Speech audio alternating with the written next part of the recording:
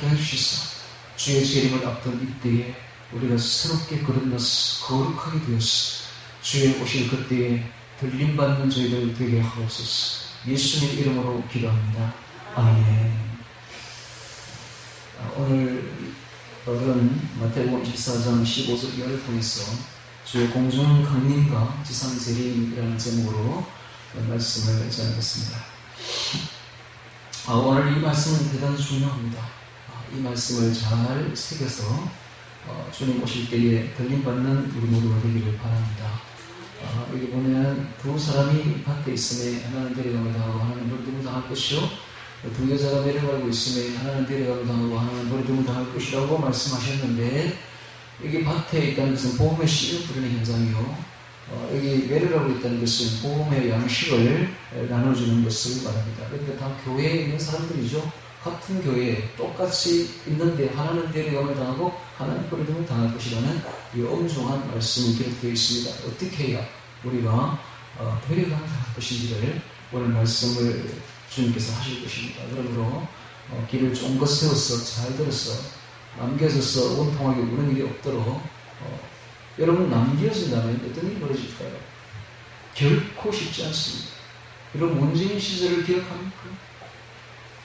정말 죽을 것만 같지 않았습니까? 저는 죽을 것만 같더라고요. 이거 내일이 없는 나라 같아요. 완전히 망한 나라, 완전히 망해가는 나라를 우리는 경험했지 않습니까? 앞으로 남게 되면 그런 시절보다 훨씬 더합니다. 훨씬 더합니다. 그냥 캄캄해요. 앞이 캄캄하고.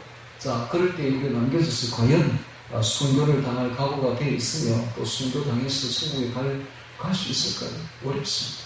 그래서 그때 가서 순교 당해서 천국 가서 이런 생각하지 마시고 지금 편안할 때 지금 잘 준비해서 다 들림받기를 바랍니다. 오늘 제가 하시는 말씀을 잘 들으면 능히 들림받습니다.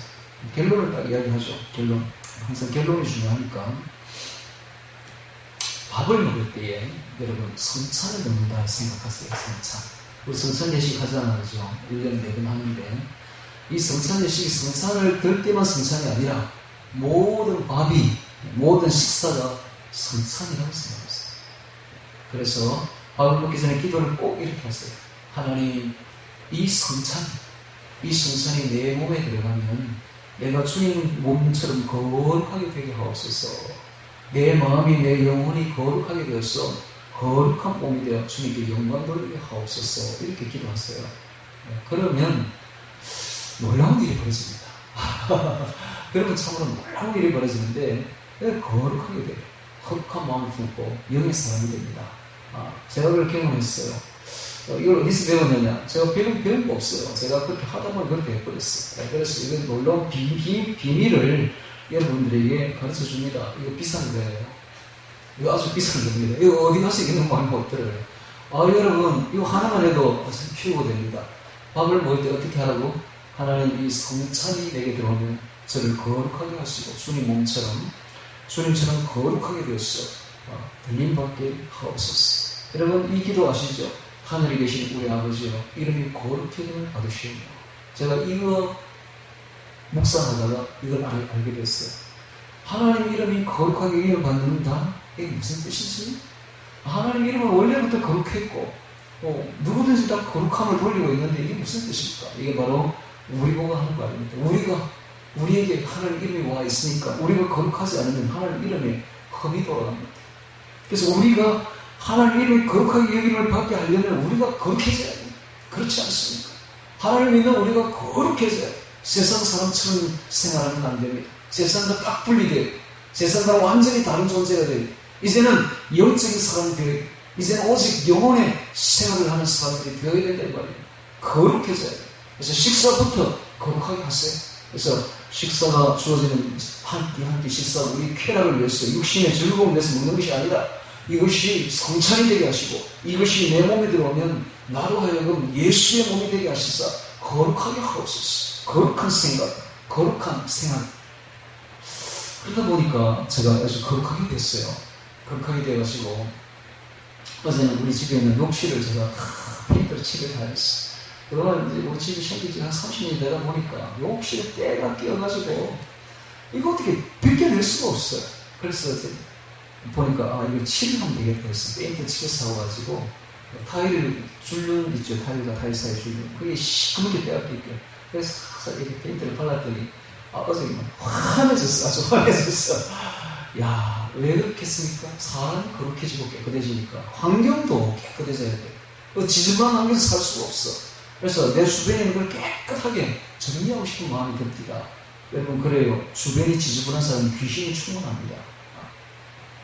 그래서 주변을 깨끗하게 물건도 없애고 있어요. 필요 없는 1년 동안 있어도 쓰지 않는 물건은 다 처분해버리고 다 깨끗하게, 단촐하게, 단순하게 살아야 됩니다.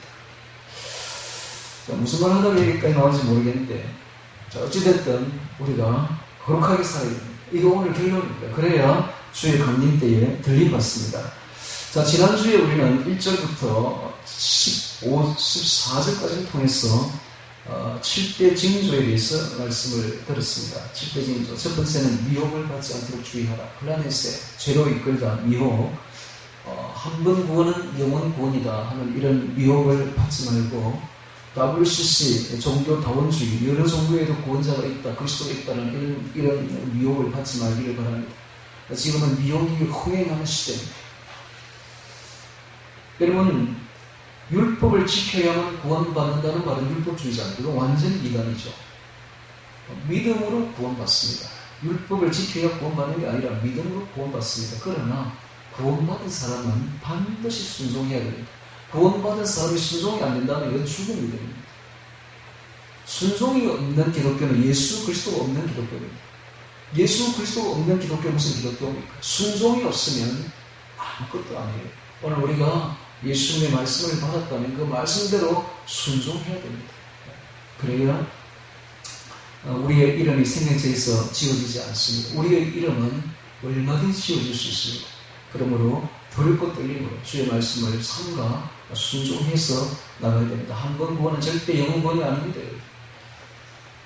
한 번 받은 그 귀한 구원을 잃어버리지 않도록 조심해야 됩니다. 이게 첫 번째 미혹이죠. 두 번째는 난리와 난리 소문을 듣고 민족이 민족을, 나라와 나라를 대적하게 일어나는 일이 벌어질 것이다 라고 했습니다. 제1차 대전, 제2차 대전, 앞으로 제3차 대전이 일어날 건데 지금도 국제적으로 많은 전쟁들이 일어나고 있습니다. 이런 전쟁들을 보면서 우리는 주님의 때가 가까이 다가왔다 하는 것을 알아야 됩니다. 세 번째는 지진과 기근입니다. 자연재해가 갈수록 돌을 더합니다. 이것은 상복이다. 네 번째는 기독교의 핍박이 있을 것이고, 교회 내에 분란도 있을 것이고, 사랑이 식어질 것이다. 오늘날 그렇잖아요. 다섯 번째, 거짓인 선지자들이 많이 일어나게 될 것이다. 오늘날 바로 거짓 선지자 천지입니다. 여러분, 참 선지자 찾기가 어려운 시대가 된 거예요. 전부 다 거짓 선지자들입니다. 여섯 번째가 불법이 성합니다. 불법이 성한다는 말에 대해서 나중에 다시 한번 제가 부가 설명하겠습니다. 많은 사랑이, 그래서 사람들의 사랑이 식어지는 시대에 우리가 서 있습니다. 그 다음에 마지막 일곱 번째가 천국 복음이 온 모든 민족에게 전거되고 온 세상에 전파되면 그제야 끝이 오리라는 것이 말씀이 증거입니다. 자, 여기 이제 불법이 성한다는 말이 있는데, 이 불법이 성한다는 말에 대해서는 제가 지금 잠시 이야기 드리겠습니다. 100년 전에 기독교 가정, 영국의 기독교 가정에서 태어난 한 여성이 있었는데, 그 여자 이름이 앨리스 베일리입니다. 앨리스 베일리. 그가 나중에 사탄 숭배자가 됩니다. 결혼에 실패하고 막 이러다가 인도로 넘어가서 인도에 있는 힌두교를 접하게 되면서 사탄 숭배자가 돼요. 그래서 그가 책을 썼는데 그 책 이름이 뭐냐면 나라를 무너뜨리는 10가지 계시입니다. 나라를 무너뜨리는 10가지 계시. 그게 100년 전에 있었거든요. 그 10가지가 뭐냐. 첫 번째는 교육 시스템에 기도를 제거하라. 교육 시스템에 성경을 제거하고 기도를 제거하라 이겁니다. 근데 지금 딱 그대로 되어버렸어요. 지금 모든 공립학교, 기독교 학교에 기도 책 글씨가 다 없어졌습니다. 기도가 다 사라졌습니다. 두 번째, 아동들에 대한 부모의 권위를 축소하라. 이 아동들에 대한 부모의 권위가 축소되어 버렸어요. 그래서 선생님이 애를 때리지를 못합니다. 학교에서 체벌을 못해요. 애들 권위가 얼마나 커졌는지 이 인권이라는 이상한 미명하에서 딱 이렇게 돼버렸잖아요. 지금 이 사탄에서 나라를 무너뜨리는 일까지 계십니다. 이게 바로 세 번째, 기독교 가정의 구조를 파괴한 가정 파괴입니다. 특히 기독교 가정 파괴입니다. 이것이 지금 일어나고 있습니다. 네 번째는 낙태를 합법화를, 우리나라 낙태가 합법화되어버렸습니다. 그래서 수많은 영혼들이 죽어가고 있습니다. 여러분, 제가 가슴이 너무 아팠는데요. 그 2달, 일 된, 3달 된 그 낙태된 애들을 끄집어냈는데, 다 손톱까지 달렸어요. 다 살았어요. 어떻게 사람이 아니에요? 잉태된 순간부터 영혼이 들어가고 사람입니다. 어떻게, 완전 살인이죠, 낙태. 5번째, 이혼의 합법화. 이혼이 합법화되고 있는 시대입니다. 지금은 이혼이 합법화된 시대예요. 이 전부 다 이루어졌어요. 6번째, 동성의 합법화. 지금 다 이루어졌는데, 우리나라만 지금 이제 딱 법만 통과되면 될 정도가 됐는데, 이 민주당이 180석을 가진 여러분들이 요거 통과시키면 혈안이 되겠죠. 그다음 7번째, 예술의 품격을 떨어뜨려. 여러분, 예술의 품격을 떨어뜨려라. 이게 마귀의 작전입니다. 제가 이번에 제주도에 가서 벙커 같은가 여기 한번 둘러봤는데요. 옛날에 벙커를 이렇게 만들어놨는데 그걸 갖다가 안에다가 이제 이런 프로젝트 시스를 해가지고 벽면에 지금 벽면에 옛날에 있었던 미술 작품들을 쫙 생각을 하는데 참 볼만하더라고요. 그래 보니까 마네, 모네, 그다음에 르노아르 이런 작품들 너무 아름다워. 와, 정말 정신에 이를 정도로 아름다워. 영상으로 해서 쫙 제작을 해가지고 시대마다 이렇게 예술을 보여주는데 미술 작품들을 보여주는데 너무너무 아름다웠어요. 환상적이었어요. 그런데 갑자기 샤가이 딱 들어오면서부터 이게 뭐예요? 이렇게 되는 거예요. 클레 들어오면서 클레가 뭐라 했냐면 나는 죽은 영혼과 대화한다 이렇게 말했어요. 이거 완전 귀신이에요, 귀신. 이 작품들이 전부 귀신이 다 들어갔어. 그래서 내가 영적인 사람이 딱 보이잖아요. 이거 뭐야 이거? 요즘에 이렇게 피카소 이렇게 전부 다 이게 뭐야? 이게 마귀 작전입니다. 예술의 품격을 떨어뜨리라. 귀신들이 충만합니다. 마귀가 아주 충만해요. 그래서 오늘날에 미술작품 여러분 볼 가치가 전혀 없는 거예요. 고전일 때 그게 아름다운 거지. 일스 베일에 딱 작전대로 돼버린 거예요. 그 다음 8번째, 미디어를 활용하여 생각을 바꿔라. 오늘날 온갖 세상 대중문화 미디어가 우리로 하여금 하나님의 생각을 밀어내게 만들고 있습니다. 이게 바로 마귀의 작전입니다. 스마트폰이 다 마귀 작전입니다. 딱 이대로 이루어지고 있잖아요. 8번째. 그 다음 9번째, 종교를 통합하라. 지금 종교를 통합하려고 WCC 일어났잖아요. 그래서 천주교를 중심으로 해서 모든 종교를 통합하고 있습니다. 10번째, 이 사항들이 법제화가 되게 하라. 지금 법제화가 되고 있잖아요. 모든 것 다 법으로 다 법제화가 되고 있습니다. 그런데 문제는 이게 바로 불법이에요.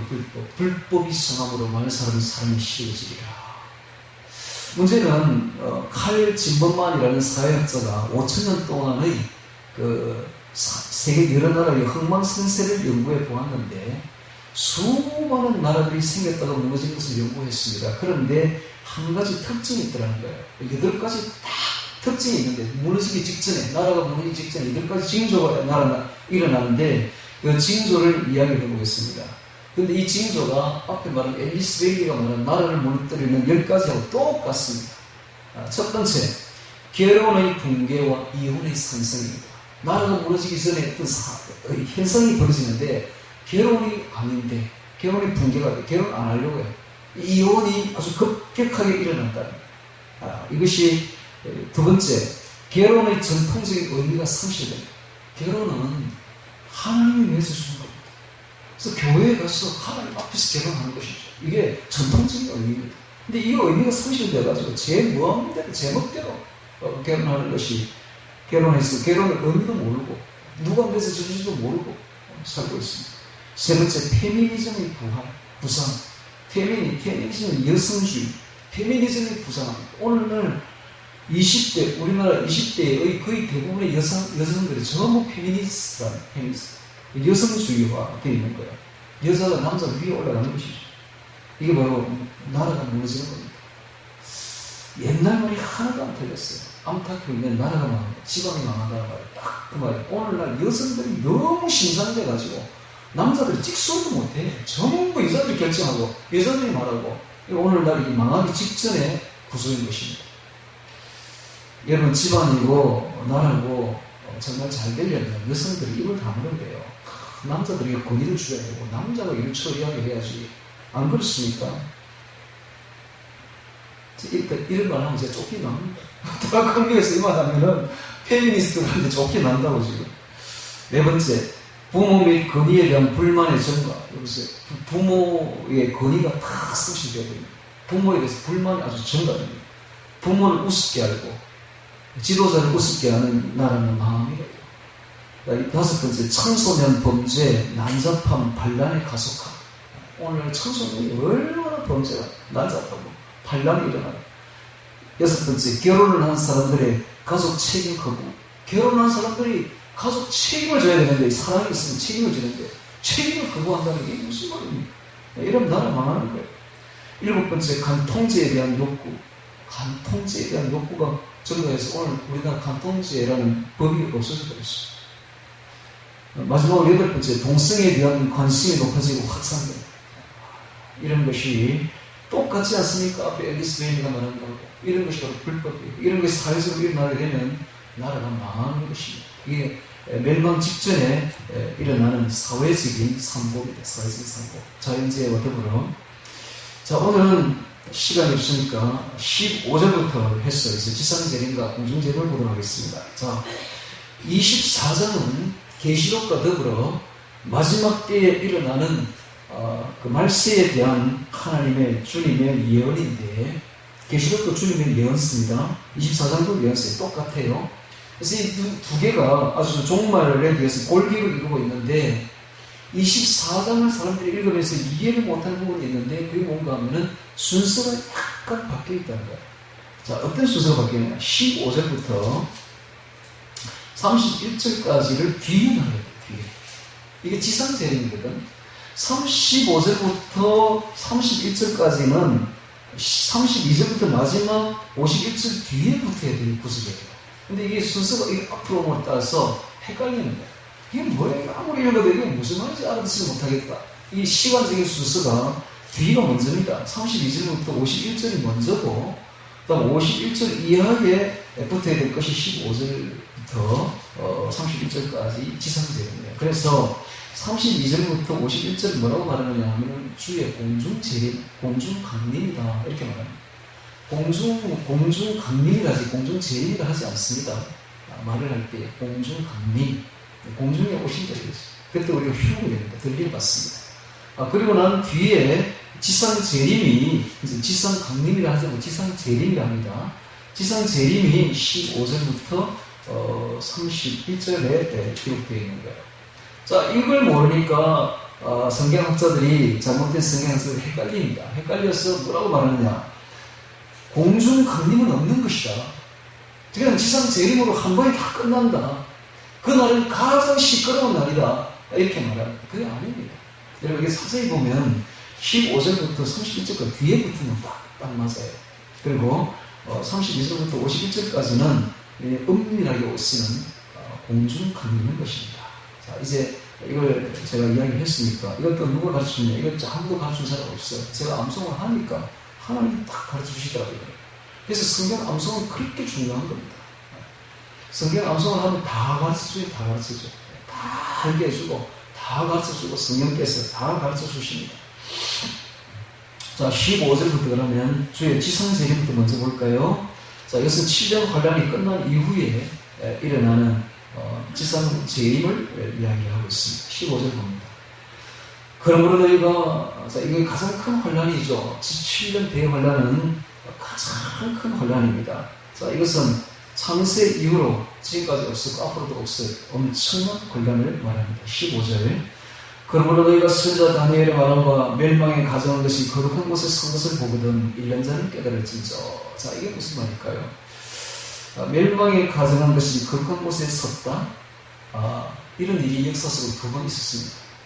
첫 번째는 주전 BC 167년 안티오커스 에피파네스가 제우스상을 성전에 세우고 대피로 제사를 드린 사건이 있었는데, 이것이 바로 첫 번째 있었던 멸망에 가정한 것이 거룩한 곳의 성 사건이에요.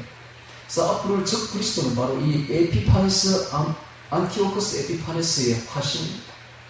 안티오커스 에피파네스는 앞으로 올 적 그리스도의 표상이에요. 똑같은 일이 벌어지게, 역사는 반복되죠. 똑같은 일이 벌어지게 될 것입니다. 두 번째 사건이 있었는데, 이것은 성전이 무너질 때, 주후 70년 티투스 장군이 유대 성전 동편에다가 로마 길을 세운 거예요. 그리고 성전을 완전히 무너뜨리고 황폐화시켜버린 거예요. 이것이 멸망에 가정한 것이 거룩한 곳에 선 것입니다. 근데 세 번째 이제 진짜가 이 말씀의 진짜가 이제 올 텐데, 읽는 자는 깨달을진저. 읽는 자는 깨달을진저, 이 말이 참 무서운 말입니다. 알만한 사람은 아는 거고 모르는 사람은 모르는 거예요. 성경은 이렇게 위주하고자 이야기해주지 않습니다. 알만한 사람에게만 탁 가르쳐주는 이런 게 있어요. 읽는 자는 깨달을진저. 이건 뭡니까? 앞으로 올 적 그리스도를 말합니다.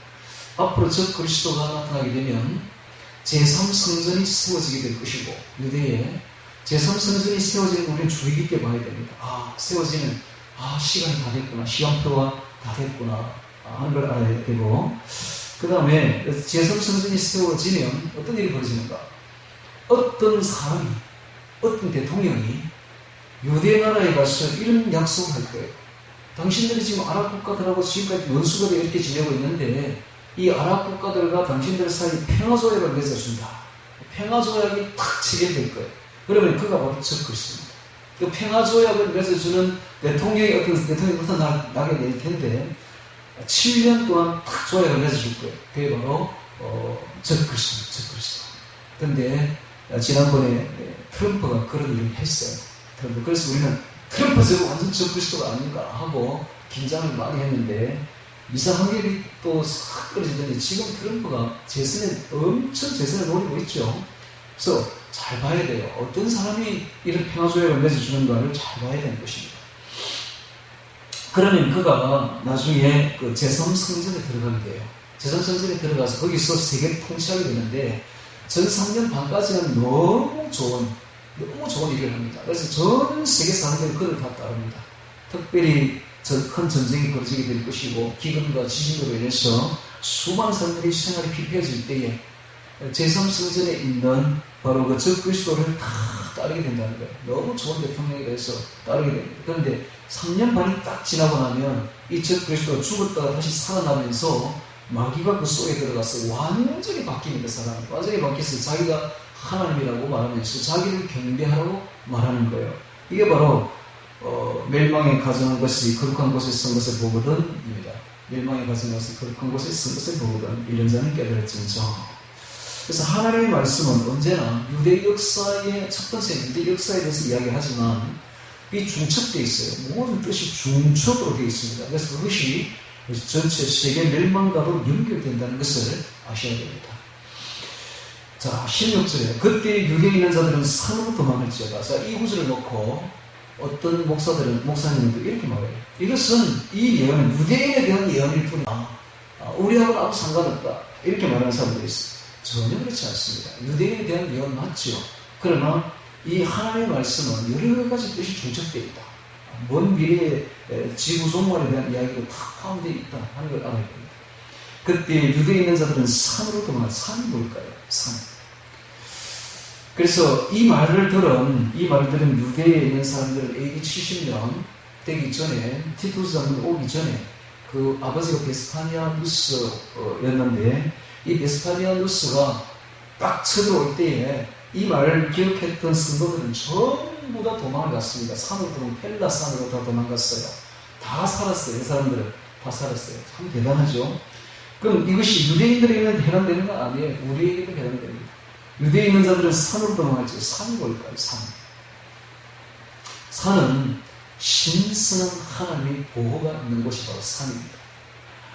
원래 이 시내산에서 하나님이 계시를 주셨어요. 산은 참 하나님이 계신 신성한 곳입니다. 시내산에서 계시를 주셨고, 주님은 하틴산에서 산상수훈을 주셨어요. 즉 하나님과의 교제가 있고 하나님과의 교류가 있는 것이 바로 산이에요. 산. 지금도 우리나라는 산으로만 이루어져 있습니다. 세계에서 우리나라처럼 산이 많은 나라는 없어요. 우리나라는 유독 산이 확 들어찬 곳인데 이렇게 산이 많으니까 마지막 때에 굉장히 유리합니다. 마지막 때는 물이 없어요. 전부 가뭄으로 해서 시달리게 됩니다. 폭우가 한 번씩 확 내리긴 하지만 전체적인 비가 잘 안 내려요. 그래서 물이 없으니까 이게 마실 물이 없어요. 특히 중국에는 마실 물이 없어서 난리가 났어요. 그래서 남쪽에서 끌어와서 베이징에 사람들이 먹는데 그 남쪽의 물들이 너무 더러워서 먹을 수가 없어. 근데 우리나라는 산이 많아가지고 물들이 넘쳐납니다. 이렇게 좋은 나라가 없어요. 그 다음에 앞으로는 해수면이 올라가요. 그러면 중국 같은 나라는 다 잠겨버려요. 근데 우리나라는 별로 잠길 게 없어요. 산에 다 도시들이 있으니까. 우리나라는 너무 좋습니다. 특별히 산은, 우리나라 산들은 유명해요. 너무너무 좋아요. 외국인들이 우리나라에서 여행 와서 어디로 가면 산으로 갑니다. 우리나라 산들이 너무 좋기 때문에. 그래서 여러분들도 산에 많이 가시기 바랍니다. 산에 가면 기도하기 너무 좋아요. 산에는 신선합니다. 하나님 계십니다. 그래서 하나님과의 신선한 보호와 하나님과의 교제가 있는 것이 바로 산입니다. 저도 매일같이 산에 가지 않습니까? 유대에 있는 자들은 산으로 도망할지어다. 이 말 한마디에 당시에 펠라산으로 도망한 유대인 기독교인들은 다 살았어요. 오늘 우리는 영적인 곳으로 도망가야 되는 것입니다. 17절에 봅니다. 지붕 위에 있는 자는 집안에 있는 물건을 가지고 내려가지 말며 밭에 있는 자는 그것을 가지려 뒤로 돌이키지 말지어다. 자, 여기 보면 내려가지 말며 돌이키지 말지어다. 이걸 주목해야 됩니다. 내려가지 말며 돌이키지 말지어다. 성경에서는 뒤로 물러서는 자를 내가 기뻐하지 아니하리라 하는 말씀이 있죠. 신앙적인 이야기를 하고 있습니다. 신앙적으로 내려가서는 안 됩니다. 신앙적으로 뒤로 돌이켜서는 안 됩니다. 자, 여기 보면은 지붕 위에 있는 자는, 지붕 위에는 전통적으로 기도하는 장소입니다. 기도하는 자들이 집안에 있는 물건을 가지러 내려가지 말라는 것은 세상에 대한 애착을, 물질에 대한 애착을 끊으라는 거예요. 자, 마지막 때가 되면 우리가 끊어야 될 게 있습니다. 세상 물질에 대한 애착을, 미련을 끊어야 돼요. 그 다음에 집안에 있는, 밭에 있는 자는 그것을 가지고 뒤로 돌이키지 말지어다. 롯의 철을 기억해야 됩니다. 뒤로 돌이키다가 그가 소음기둥이 된 것은 오늘날 우리에게 주시는 반면교사입니다. 오늘 우리는 롯의 철을 기억하여서 우리는 절대로 롯의 철과 같은 일이 벌어지지 않도록 해야 됩니다. 소돔과 고모라가 바로 마지막 때 일어날 표상인 것입니다. 예표입니다. 그러므로 우리는 롯의 철을 기억해서 그와 같이 물질 때문에, 세상 물질 때문에 믿음 생활을 접는, 뒤로 돌이키는, 세상에 빠져드는 그런 일을 해서는 안 됩니다. 지금은 세상에서 발을 빼서 오직 영적인 일을 하는 사람들이 되어야 됩니다. 오늘 결론이 바로 이겁니다. 오늘 결론. 오늘 우리는 영적인 사람들이 되어야 돼요. 식사를 해도 이것이 성찬이 되게 해달라고 기도해서 영적으로 먹어야 되며, 그래서 거룩해져야 되며, 영육간에 거룩하게 되어서 정말 이제는 세상적인 걸 다 떼내고 영혼의 사람들이 되어가야 됩니다. 할렐루야. 아멘 하는 사람 한 사람밖에 없어요. 진짜 할렐루야. 네, 아멘. 할렐루야. 그렇게 돼야죠. 마지막 때가 될수록 영적인 사람들이 되어야지 육적인 사람들이 되어야 되겠습니까? 지금 주님이 지금 그 말씀하고 있는. 자, 그 다음에 또 보겠습니다. 자, 19절에 그날에는 아이 벤 자들과 젖먹이는 자들에게 화가 있으리라. 이건 무슨 말일까요? 아이 벤 자들과 젖먹이는 자들과. 그래서 이 말씀을 또 잘못 알아들어가지고 결혼 안 한대, 여자들이. 결혼 안 한대. 네, 젖먹이고 아이 배에다가 재림 오면 어떻게 할 거냐? 아닙니다. 그 말이 아니에요. 이 말은 무슨 말이냐? 젖먹이는 자들과 아이 벤 자들에게는 사회적으로 보호가 있죠. 다 보호해줍니다. 그렇죠? 임산부 자동차 그것도 있잖아요. 주차장도 있잖아요. 이와 같이 모든 면에 아이 된 자들과 전문의 자들 보호가 있는데, 이건 무슨 말이냐? 마지막 때는 모든 사람에게 화가 미치는 거예요. 이 화는, 마지막 때 일어나는 이 화는 예외가 없다는 거예요. 모든 사람에게 다 화가 내려간다는 거예요. 아이 배워도 됩니다, 여러분. 아이 키워도 되고, 젖먹이도 됩니다. 이 말은 모든 사람에게 예외 없이 다 화가 온다는 이야기를 지금 이렇게 하고 있는 것입니다. 20절에 너희의 도망하는 일이 겨울이나 안식일이 되지 않도록 기도하라. 자, 이 말씀도 지금 여러 가지 영적인 뜻이 중첩되어 있습니다. 하나님의 말씀은 완전하기 때문에, 완벽하기 때문에 한 가지만 이야기하는 것이 아니라 영적인 것도 포함되어 있다는 걸 알아야 됩니다. 자, 겨울은 의식주를 조달하기 굉장히 어려운 시절입니다. 계절입니다. 그래서 겨울에 이런 일이 벌어지면 참 먹고 살기가 힘들죠. 도망했을 때에. 그 다음에 안식일은 여행할 수 없는 날입니다. 그런데 이건 도망해야 되니까 이렇게 되지 않도록 기도하라라고 했는데 이건 영적으로도 해석이 됩니다. 아가스에 보면 이런 말이 있죠. 겨울도 지났고 지면에는 비가 그쳤고 방구의 소리가, 성령의 소리가 들리는 것.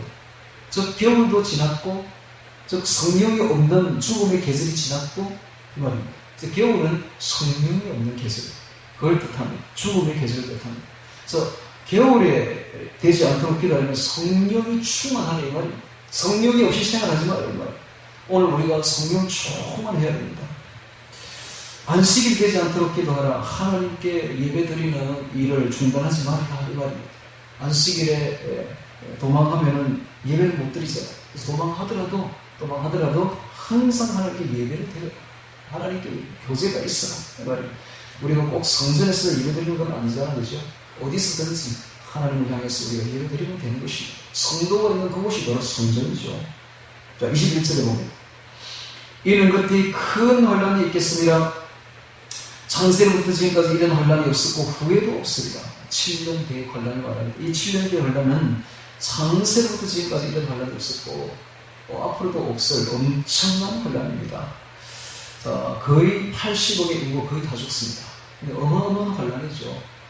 자, 22절에 그 날들을 감하지 아니할 것이면 모든 육체가 구원을 얻지 못할 것이나 그러나 택하신 자들을 위하여 그 날들을 감하시리라. 하나님은 이런 분입니다. 하나님은 진노 중에라도 긍휼을 베푸시는 분입니다. 하나님은 너무 사랑이 많고 긍휼이 많아서 그 택하신 자들을 향한 보호를 잊지 않습니다. 그래서 택하신 자들에게 관심이 하나님이 집중되어 있습니다. 그래서 이런 진노 중에라도 긍휼을 잊지 않으시고 그 날들을 감화해 주시는 하나님이십니다. 자, 23절에 그때에 사람이 너에게 말하되 보라 그리스도가 여기 있다 혹저기 있다 해도 믿지 말라. 자, 이때에 어떤 일이 벌어지는가? 사람들이 엄청난 혼란을 당할 때에 사람들이 마음이 약해져요. 마음이 약해져서 누군가를 붙잡으려고 합니다. 누군가를 믿으려고 해요. 그때에 적 그리스도가 엄청 일어나요. 적 그리스도가 일어나고 거짓 그리스도들이 막 일어나요. 그러면 사람들이 그걸 막 붙잡으려고 해요. 적 그리스도가 일어나고 사람들이 그걸 믿으려고 합니다. 세계적인 대통령은 적 그리스도가 일어나면 사람들이 그걸 믿으려고 해요. 그걸 붙잡으려고 해요. 그래서 딱 이렇게 이 말을 적으면 그때에 사람이 너에게 말하되 보라 그리스도가 여기 있다 저기 있다 해도 믿지 말라라고 말하고 있지 않습니까? 믿지 말라.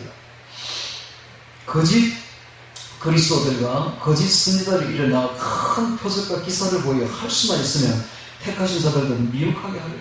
그러니까 그때는 택한 사람들도 미혹될 정도로 엄청난 혼란이 있는 시절이니까 사람들이 마음이 약해져서 이런 거짓 그리스도 거짓 선지자를 믿으려고 해요. 그래서 하나님이 미리 이 말을 다 적어놓은 거예요. 그때는 누구도 믿지 마라. 누구도 의지하지 마라. 라고 말합니다. 보라. 내가 너에게 미리 말하였노라. 보십시오. 예수님이 딱 이야기하잖아요. 내가 미리 너에게 이 말을 했다. 라고 이야기하잖아요. 그러면 사람들이 너에게 말하되 보라 그리스도가 광야에 있다 해도 나가지 말고 보라 광야 골방에 있다 해도 믿지 말라. 보라 즉 그리스도가 제3성전에 있다 해도 믿지 말라는 거예요. 보라 그리스도가 우리 교회에 있다 해도 믿지 말라는 거예요. 믿지 말라.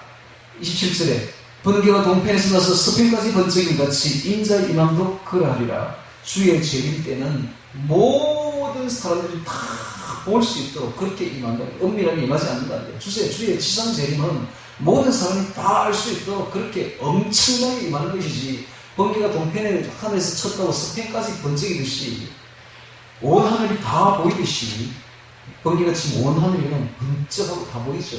그와 같이 세계 모든 사람들이 다 볼 수 있도록 그렇게 주의 재림이 임하는 것이니까 여기 있다 저기 있다 믿지 말라는 것입니다. 자, 그러면서 하시는 말씀이 28절에 죽음이 있는 곳에는 독수리들이 모일지니라 되어 있습니다. 죽음은 시체를 말하고 시체는 죄를 상징합니다. 그래서 죄가 있는 곳에는 독수리 있는 심판을 말합니다. 죄가 있는 곳에는 심판이 있을 것이다 이 말인데, 특별히 죽음이 있는 곳은 환란을 뜻합니다. 대환란, 대치는 대환란이 있게 되면 독수리는 심판인데 주의 재림을 뜻합니다. 믿지 않는 사람들에게는 주의 재림이 저희 심판이에요. 완전히 공포의 대왕이에요. 공포의 대왕. 노스트라다무스가 주의 재림을 뭐라고 표현할까? 공포의 대왕이 오신다 이렇게 했죠. 공포의 대왕. 믿지 않는 사람에게 주의 재림은 공포 그 자체입니다. 공포 자체. 그래서 이런 말을 합니다. 죽음에 있는 곳에는 독수리들이 모일지니라. 자, 실제 당시에 로마 시대 이스라엘 멸망 때도 이게 해당되는데요. 이스라엘 AD 70년 예루살렘이 멸망할 때에 이 독수리의 문장을 든 로마 병사들이 막 들어왔거든요. 독수리는 바로 로마 길을 휘장을 뜻하기도 합니다. 그 바로 심판이죠, 심판. 그것이 바로 주의 재림으로 그대로 이어집니다. 자, 그리고 29절에 그날 바로 그 대주의 지상 재림에 그날 환란 후에 즉시 해가 어두워지며 달이 빛을 내지 아니하며 별들이 하늘에서 떨어지며 하늘의 권능들이 흔들리리라. 실제로 이런 일이 벌어지게 될 것이다. 실제로. 그것이 요한계시록에 보면 다 그렇게 표현되어 있습니다. 별들이 하늘에서 떨어진다라는 말이 나오죠. 별이 하늘에서 떨어지는 것은 지금도 많이 떨어지지만은 대부분 다 유성이 되어서 지상에 떨어지기 전에 다 없어지지만 공중에 타서 이때 말하는 이 별들이 하늘에서 떨어진다는 말은 지상에 도달한다는 말이에요. 지상에 도달하면 어마어마한 폭발이 일어납니다. 그 충격으로 수많은 지진이 일어나게 될 것이고 엄청난 화산이 폭발하게 되며 말할 수 없는 재난이 닥치게 되는 것입니다. 그때 인자의 징조가 하늘에서 보이겠고 그때 땅의 모든 족속이 통곡하며, 자, 이 부분요 주의 지상 재림입니다. 주님께서 이 땅에 재림하게 되면 땅의 모든 족속들이 다 통곡을 합니다. 다 통곡. 왜냐하면 그들에게는 공포의 대왕입니다. 공포의 대왕. 주의 지상 재림은 그들로 하여금 이제 영원한 지옥으로 들어가게 되니까 그들이 다 알고 있는 거예요. 예수님의 재림은 다 자기들이 영원한 지옥에 들어간다는 걸 다 알고 있는 거예요. 통곡을 합니다. 자, 주님께서 재림하게 되면 기쁨으로 주님을 맞이할 사람들은 성도들이고 주의 재림과 함께 통곡하는 사람들은 불신자예요. 이 불신자들은 통곡하는 것입니다. 통곡하며 그들이 인자가 구름을 타고, 구름은 하나님의 임재를 말합니다. 구름을 타고 그래서 온 천하 만민이 다 볼 수 있도록 공개적으로 임합니다. 구름을 타고 능력과 큰 영광으로 오는 것을 보리라. 아주 공개적으로 지상재림하게 될 것이다. 이런 뜻입니다. 저가 큰 나팔소리는 그때에 주의 지상재림이 있을 때에 이 날은 가장 시끄러운 날이라고 표현되는 날입니다. 즉 그가 큰 나팔소리와 함께 천사들을 보내리니 저희가 그 택하신 자들을 하늘 이 끝에서 저 끝까지 사방에서 모으리라. 그래서 택하신 자들을 모아서 이 사람들이 천년 왕국에 들어가는 것입니다. 자, 이것이 지상 재림이에요. 그런데 그 전에 32절부터는 그 전에 있을 7년 환란 직전에 있을 공중 재림에 대해서 말씀하고 있습니다. 자, 32절부터 공중 재림을 보도록 하겠습니다. 무화과 나무의 비유를 배워라. 무화과 나무는 이스라엘을 뜻합니다. 이스라엘. 딱 보면 알아야 됩니다. 무화과 나무는 어디를 뜻한다? 이스라엘. 오늘날 이스라엘의 국화가 바로 무화과 나무입니다. 무화과 나무의 특징은 안으로 꽃이 핍니다. 열매 안으로 꽃이 피어 있어요. 열매를 이렇게 짜게 보면 그 안에 꽃이 확 피어 있어요. 이 성도는 겉은 그냥 우중충하고 이렇게 별 볼일 없어 보이고 이래도 그 속을 열고 속에 그냥 꽃이 쫙 피어 있는, 영적으로 꽃이 피어 있는 사람들이 성도들입니다. 그래서 겉은 별 볼일 없어도 무화과 나무 열매처럼 안으로 꽃이 핀 사람들이 되어야 됩니다. 여러분들은 안으로 꽃이 피어 있습니까? 주의 말씀을 암송해야 됩니다. 주의 말씀을 암송하고 주님과 성령의 기도를 하면 주님이 내 안에 들어오시고 주님이 내 안에 들어오시면 정말 안으로 꽃이 피는 사건이 벌어집니다. 그래서 매일매일 안에 하나님의 꽃이 피는 존재가 되어 무화과 나무의 비유를 배우라.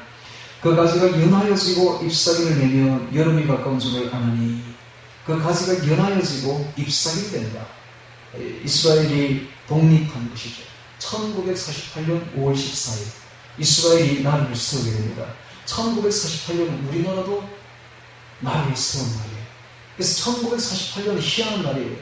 극동에 있는 우리나라가 독립해서 나라를 수립한 날이고 해고 저쪽이 극동에 저쪽 서쪽에 맨 서쪽에 있는 아시아의 맨 서쪽에 있는 이스라엘이 또 나라를 수립한 날이 됩니다. 이 두 나라가 쌍둥이처럼 똑같은 해에 나라가 일어나게 되죠. 왜냐하면 쌍둥이니까. 원래가 유대인과 우리나라는 같은 형제니까.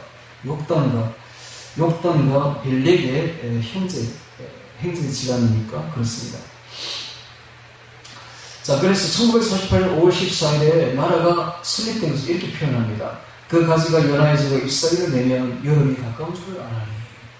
이와 같이 너희도 이 모든 일을 보거든. 이 모든 일이 뭡니까? 7대 징조. 앞에 말했던 저 7대 징조를 보거든. 인자가 가까이 곧 문 앞에 이른 줄 알라. 지금이 어느 시대입니까? 인자가 가까이 곧 문 앞에 이른 시대입니다.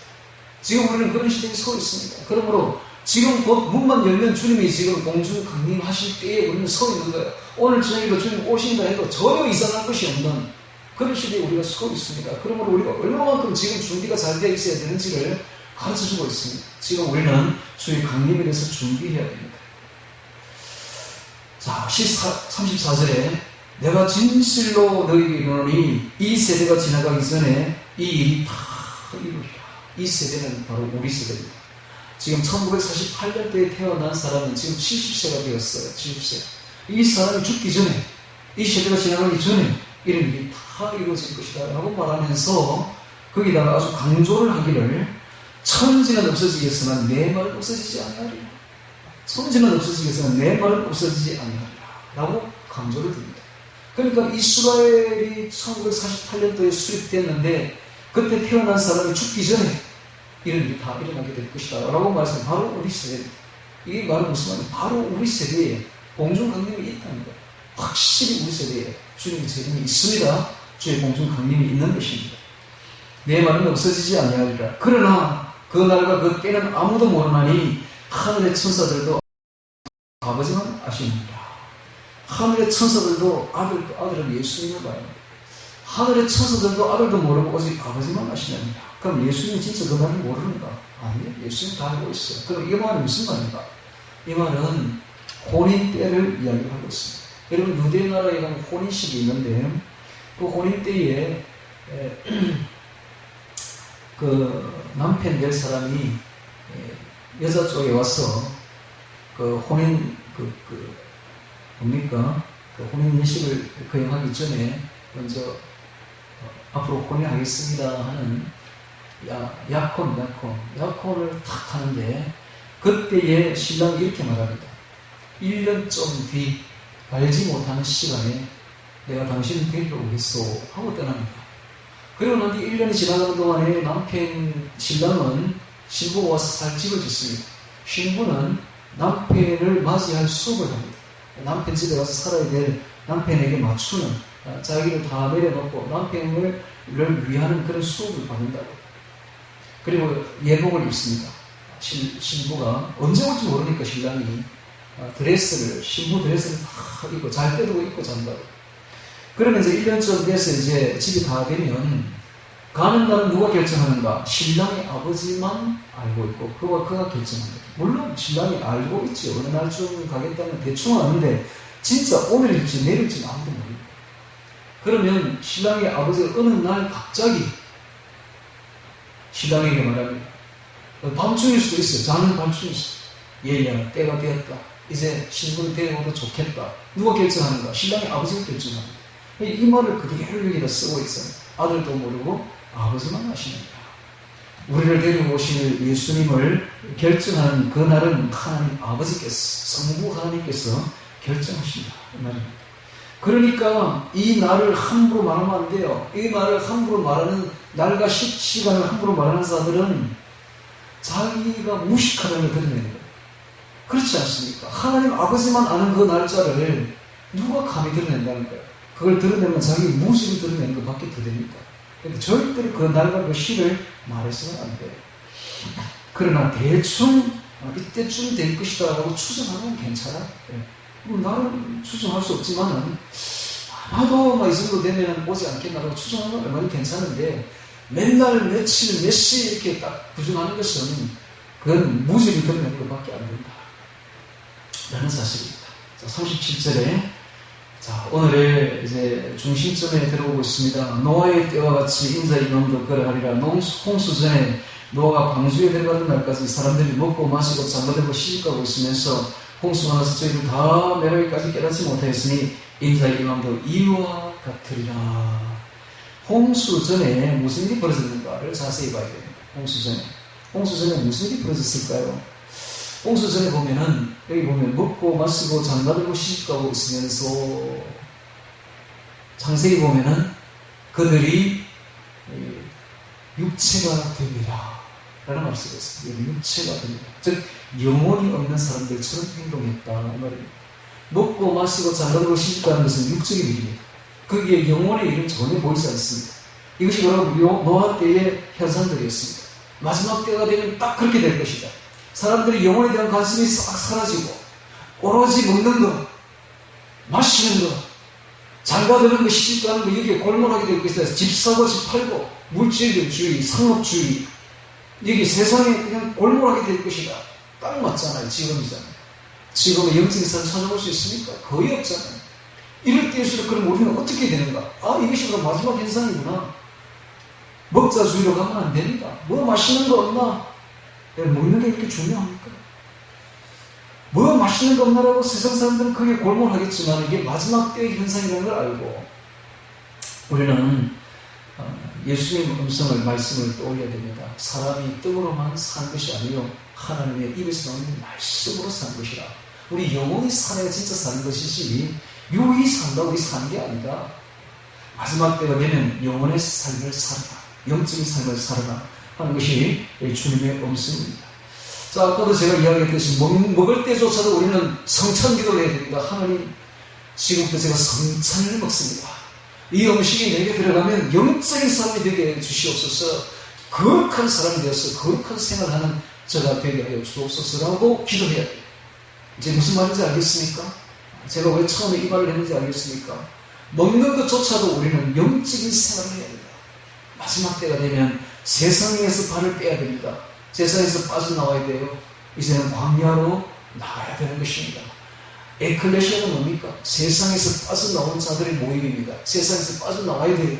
우리가 교인이라면 우리가 영적인 그룹을 형성해야 돼요. 세상에서 빠져나온 사람들이 모여있는 곳이 바로 이곳입니다. 그래서 노아의 때와 같이 되면 안 됩니다. 홍수가 나서 저희를 다 멸하기까지 깨닫지 못하였으니 뭘 깨닫지 못했다? 영적 무기력함, 무감각 상태에 있었다 이 말입니다. 깨닫지 못하였으니 인자의 이맘도 이와 같으리라. 영적으로 깨어나야 돼요. 자, 40절에 그때 두 사람이 밭에 있음에 하나는 데려감을 당하고 하나는 버려둠을 당할 것이요 두 여자가 매를 갈고 있음에 하나는 데려감을 당하고 하나는 버려둠을 당할 것이니라. 여기 밭과 매를 가는 것은 실제 밭도 되고 매도 되겠지만 이 영적인 해석도 됩니다. 그래서 이 밭은 바로 씨를 뿌리는 것이죠. 복음의 씨를 뿌리는 현장. 즉 교인입니다. 교인들. 그 다음에 매를 갈고 있다. 양식을 준비하는 것이죠. 영적인 양식을 준비하는 사람들. 밭에 뿌리는 것은 전도를 말합니다. 전파를 말하죠. 복음의 전도. 그 다음에 매를 가는 것은 가르치는 걸 말합니다. 가르치는 것. 그래서 주님의 3대 사역은 전도하고, 그 다음에 가르치고, 그 다음에 치유하고, 이 세 가지 사역이죠. 자, 오늘 우리도 이와 같이 사역을 해야 됩니다. 나가서 전도하고, 데리고 와서 가르치고, 그 다음에 그 사람들 치유하고, 영육간에 치유하고, 치유하면서 우리가 하는 것이 아니라 하나님이 하시는 것이죠. 그래서 우리가 이 전도도 하나님이 하시는 겁니다. 전도하고, 가르치는 것도 하나님이 하시는 일이에요. 성령을 힘입어서 가르치고, 시간이 많으면 제가 할 말이 참 많은데 잠시만 하죠. 이것저것 하죠. 제가 요즘에 새신자를 불러서 가르쳐야 되겠다는 생각을 하게 됩니다. 그래서 거기에 대해서 기도를 많이 하게 되죠. 그래서 제가 지금 제 생각대로 절대로 하지는 않을 겁니다. 언제나 기도해서 하나님의 음성을 듣고 하나님이 음성 듣고 하나님 하자는 대로 할 거예요. 전도도 그렇게 할 거예요. 전도도 나가서 아무나 전도하는 것이 아니라 하나님이 딱 저 사람 전도해라 하면 딱 가서 전도할 거예요. 딱 음성을 듣고 할 거예요. 가르치는 것도 제가 제 마음대로 할 것이 아니라 주의 음성을 듣고 주님이 시키는 대로 제가 할 거예요. 그래서 제가 찾아보고 지금 연구하고 있는데 제가 이렇게 할 예정이에요. 전도지를 지금 만들었어요. 어제 오늘 아침에 새벽에 일어나가지고 다 만들었는데 이 전도지를 A4지 2장이에요. 앞뒤로 빽빽하게 적은 전도지인데 이 전도지를 이렇게 나눠줘서 이 성경 암송을 한 곡을 받는다는 내용이에요. 성경 암송을 하면 나눠줘서 이제 우리 교회를 데리고 와서 제가 이제 사경회를 할 거예요. 사경회 1회, 2회, 3회, 4회 이렇게 이제 자주 횟수를 이제 거듭해 나갈 건데 자 1회생, 사경회 1회생을 모집하게 될 겁니다. 곧 하게 될 텐데 하게 되면은 그 사람들이 한 석 달이 갈지 몇 달이 갈지 모르겠는데 한 석 달 정도 봅니다. 석 달. 매주 저 주일 저녁 7시 반에 시작할 거예요. 그래서 주일 저녁 7시 반에 여기서 사경회를 할 겁니다.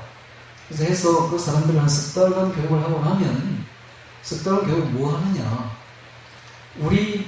제가 우리나라 교회가 전통을 잘 보면 알아요. 모든 것은 옛날에 다 있어. 답은 다 있어요. 옛길이 선한 길이에요. 요즘 일어나는 프로그램들을 하면 큰일 납니다. 요즘 일어나는 이상한 프로그램들을 도입하면 안 돼요. 옛날에 우리 선조들이 했던 거 그대로 가져오면 됩니다. 옛날에 우리 선조들이 1910년대에 무슨 일을 했느냐. 처음에 사경회를 했어요.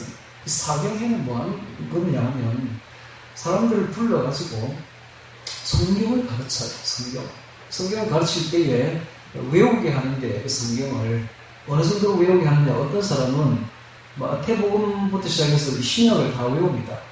모든 다 외워요.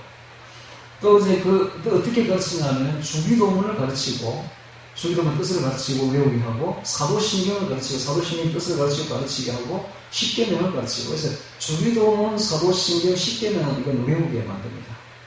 그 다음에 10편, 1편, 10편, 23편 외우게 만들어요. 그 다음에 출애굽기 20장 10계명 있는 거 외우게 만들어요. 그 다음에 이제 마태복음을 우리가 보면은 산상수훈 같은 거 이런 거 외우게 만들어요. 요게 하면서 이제 가르쳐요. 자, 이렇게 하면 어떻게 되느냐. 처음에 우리나라 그렇게밖에 안 했어요. 다른 거 한 게 없어요. 자, 이렇게 말씀이 들어가고 말씀을 외우게 되는 사람이 어떻게 되느냐. 성령으로 충만해져요. 누가 보기 시키지도 않았는데 갑자기 성령으로 충만해져. 왜냐하면 진리의 영이거든. 그러니까는 갑자기 기도가 돼요. 누가 시키지도 않았는데 성령이 충만해지고 기도가 되는 거예요.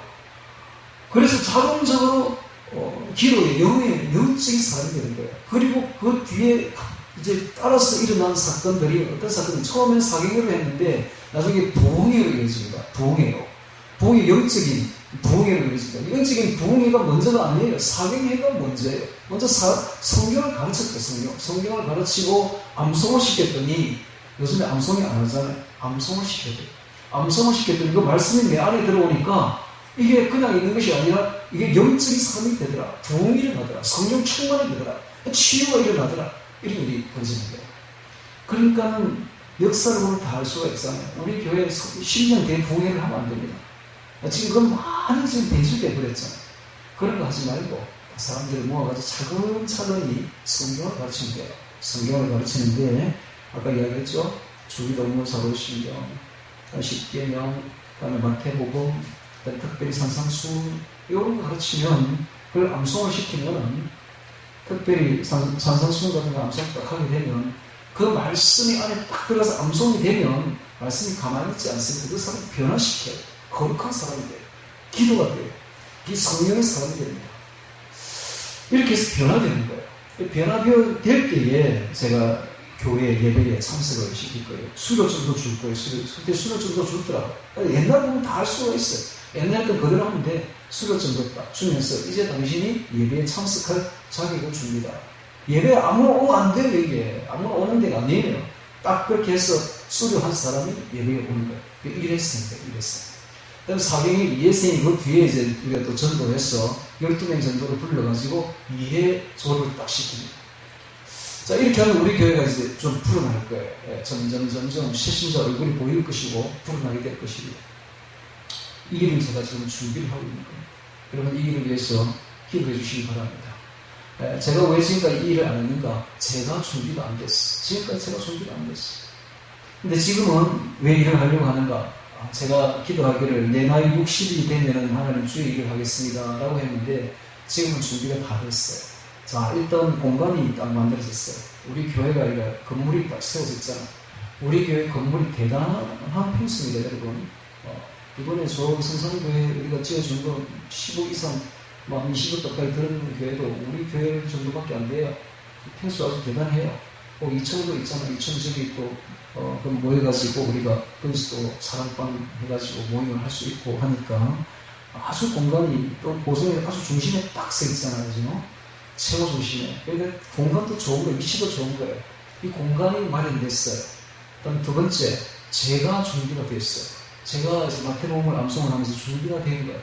제가 먼저 암송을 하는 사람이 암송을 가르쳐야지, 암송도 안 해본 사람이 암송을 가르치면 안 되죠. 그 다음에 제가 이제 영적으로 준비가 됐어요. 거룩해졌어요. 그러니까 이제 할 수가 있는 거예요. 제가 준비가 안 되면 이 일을 할 수가 없어요. 제가 준비가 되고 이제 공간이 마련됐으니 이제 그 주의 일을 해야죠. 자, 내가 여기 방금 밭에 그 다음에 매를 가는 이 이야기를 하다가 여기까지 나왔는데 이야기가 이 일은 대단히 중요한 일이니까 주님 오시기 전까지 우리가 들림받는 그 순간까지 이 일을 해야 되는 일이에요. 이게 바로 착하고 충성된 종들이에요. 충성되고 지혜 있는 종들이에요. 이렇게 주님 오시는 그날에 우리가 뭘 해야 되는가? 사람들을 전도하고 불러서 가르치고 주님의 뜻을 가르쳐주고 거룩하게 만들고 주의 방주에 태우고 이 일을 해야 된다.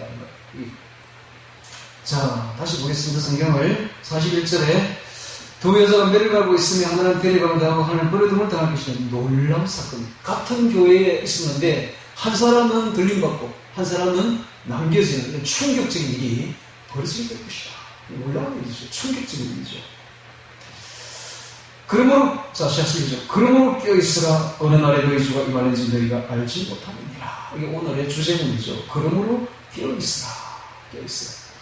깨어있으라. 이게 무슨 뜻인지 몰랐는데 26장에 보면 이게 기도입니다. 기도라는 걸 알 수가 있어요. 그래서 암송을 해봐야 돼요. 성경을 암송을 하면 다 가르쳐서 다 알 수가 있어요. 네. 자, 기도인지 한번 보여드릴까요? 자, 26장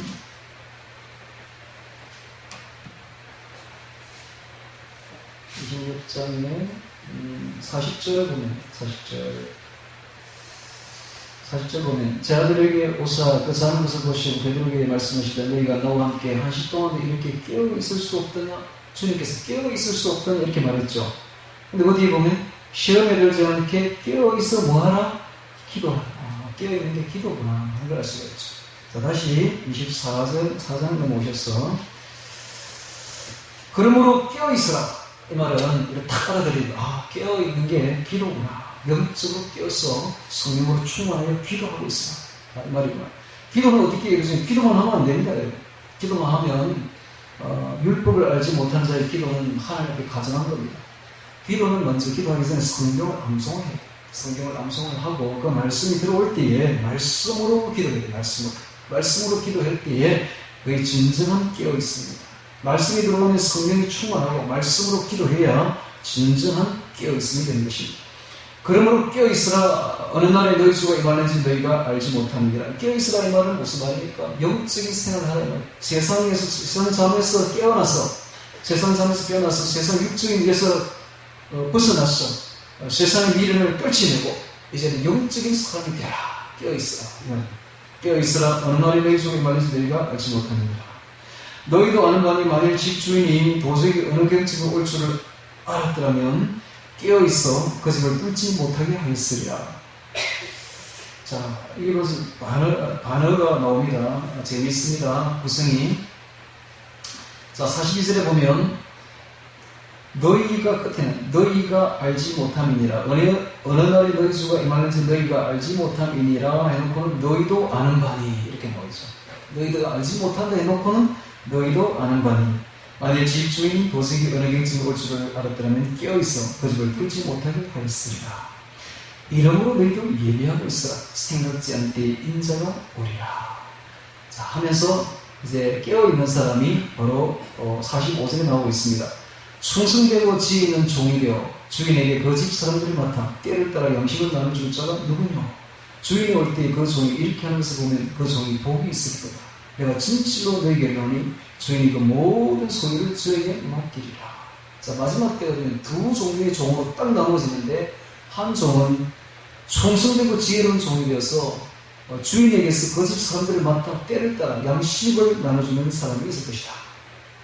몇 사람을 모아가지고 한 12사람을 모아서 그 사람을 가르치고 깨닫게 해주셔서 그 영적 양식을 나눠주는 사람이 있을 것이다. 바로 지혜롭고 충성된 종입니다.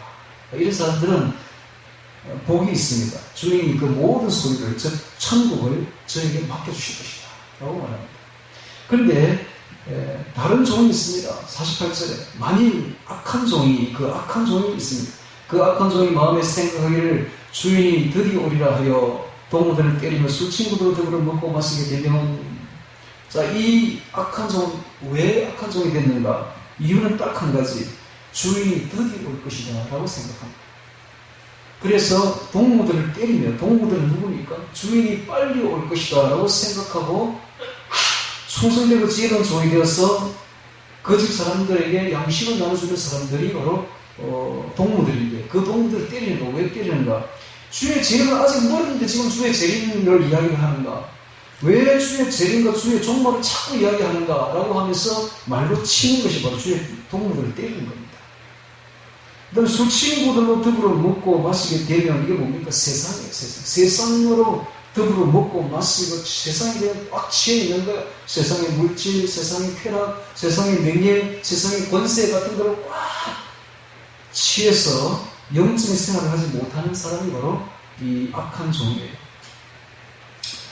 그러면 생각지 않은 날 알지 못하는 시간에 그 종의 주인이 이거 어미 때리고 이게 디코토메세이, 두 똥강 낸다, 강력하고 치명적인 행보를 말합니다. 어미 때리는 게 살살 때리는 게 아니라 강력하고 치명적인 행보입니다. 외식하는 자에 받는 유래 차림이, 외식하는 자가 뭡니까? 위선자. 이번에 제가 그 봤어요. 술이 뭐더라? 네? 수리남이라는 그 영화를 내가 재밌게 봤는데, 거기 보니까 봤습니까, 여러분들?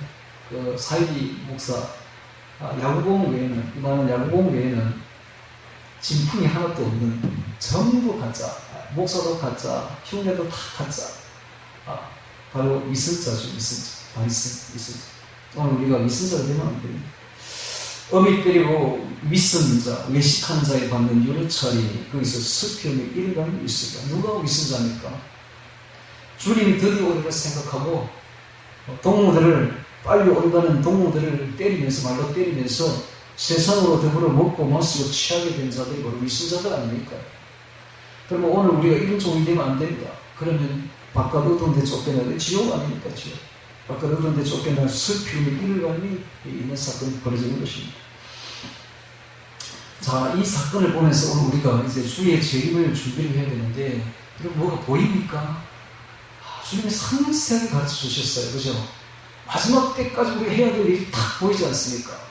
사람들을 전도해서 불러 모아서 그들에게 가르치고 사경회를 하고 그들을 말씀을 암송시키고 끝까지 하면 돼요. 말씀을 암송시키고, 그러면 성령께서 자동적으로 그들을 알고 성령 충만케 만들고 기도하게 만들어버린다. 그리고 그들이 구원받게 될 것입니다. 이런 일을 해야 돼요. 끝까지 마지막 때까지 양식을 나눠주는 사람들이 되어야 됩니다. 그런데 주님이 드디어 오리라, 아직 멀다라고 생각하고 세상으로 더불어 먹고 마시게 되면 큰 이야기 됩니다. 자, 오늘 우리가 마지막 때가 되면서 이제는 세상에서 멀어져야 됩니다. 세상 물질에서 좀 이렇게 발을 빼야 돼요. 세상 쾌락에서 발을 빼야 돼요. 이제는 주님이 제일 가까이 왔어. 이제는 주의 세상 명예, 세상 권세에서 이제 발을 빼야 돼. 이제는 세상 욕심을 다 내려놓고 오직 주님만 바라보고 거룩한 사람이 되어야 됩니다. 주의 말씀을 암송하고 기도하면서 깨어서 주님의 영적인 사람, 영적인 생활을 하는 우리 모두가 되어서 정말 주님 오실 때에 칭찬받는 우리 모두, 들림받는 우리 모두가 되기를 주의 이름으로 축원합니다. 다 같이 오늘 말씀 기도하며 기도드리겠습니다.